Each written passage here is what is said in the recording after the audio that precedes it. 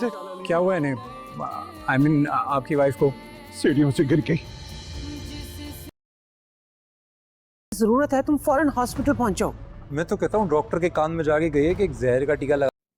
Drama serial مہرہ کے next episode میں ہم دیکھیں گے کہ ارمین بیگم علیزے کو سیڑھیوں سے دھکا دے دے گی اور وہ گر جائے گی، جس کی وجہ سے اس کی جان خطرے میں پڑ جائے گی، لیکن وہ یہ سوچ رہی ہوگی کہ شاید اس کو کسی نے نہیں دیکھا۔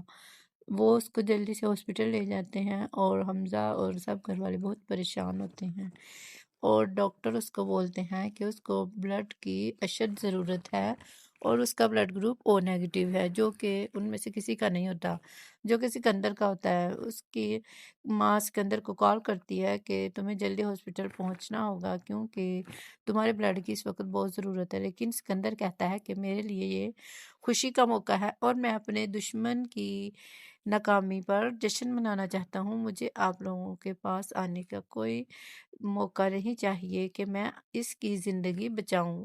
میری طرف سے آپ یہ ڈاکٹر کو کہہ دیں کہ اس کو ایک زہر کا انجیکشن لگا دے اور اس کو مار دے، مگر جیسے بھی کر کے علیزے کی جان بچ جائے گی اور وہ مرے گی نہیں۔ لیکن جب ارمین بیگم کو اس کی بیٹی ماہنور پوچھے گی کہ تم نے یہ کیوں کیا ہے تو وہ بہت حیران ہو جائے گی کہ کیا کیا ہے میں نے۔ پھر وہ اس کو کہے گی کہ وہی جو آپ نے علیزے کے ساتھ کیا ہے، اس کو سیڑھیوں سے دھکا کیوں دیا ہے؟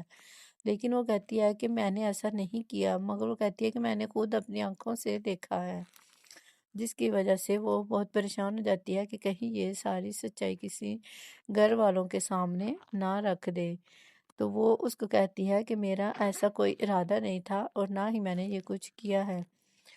فرید بھی بہت پریشان ہوتا ہے کیونکہ سارا کاروبار علیزے کی وجہ سے چل رہا ہوتا ہے اور وہ نہیں چاہتا کہ اب کاروبار میں مزید کوئی اور نقصان ہو، اس لیے وہ بہت پریشان ہوتا ہے کہ علیزہ کسی طرح سے صحت یاب ہو جائے اور اس کی جان بچ جائے، لیکن سکندر یہی دعا کر رہا ہوتا ہے کہ وہ کسی طرح سے مر جائے۔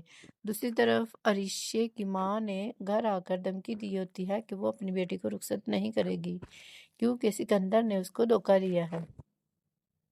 اب دیکھتے ہیں کہ کیا عریشے واپس آتی ہے یا پھر علیزے کی چال کے ہاتھوں ان دونوں کا رشتہ بھی ٹوٹ جاتا ہے۔